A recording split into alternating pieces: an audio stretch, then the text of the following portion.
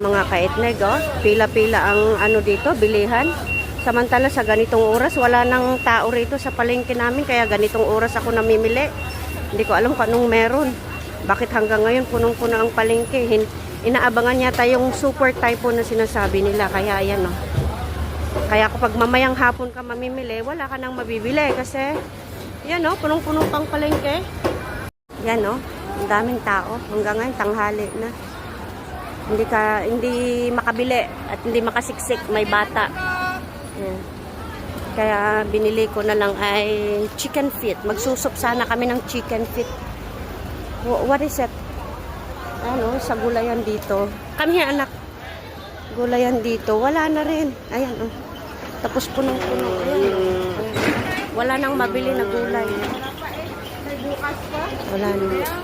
May parating na big typhoon ganito dito sa Hong Kong. Pag may ganito na typhoon, wala ka nang mabibili, siksikan sa palengke, yan. Ubos ang mga paninda, wala ka nang mabili sa oras na.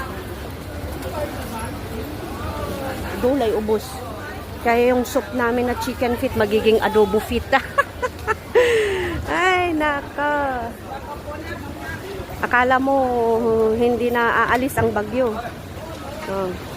Akala siguro mag-for good na sa Hong Kong yung bagyo, kaya yan. Nag-panic buying ng mga tao.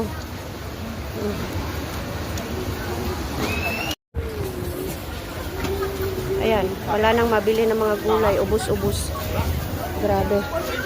Dito, ayan, oh, wala na silang ka-display, yan. Kaya wala nang mabili na gulay sa oras na ito, ubos na.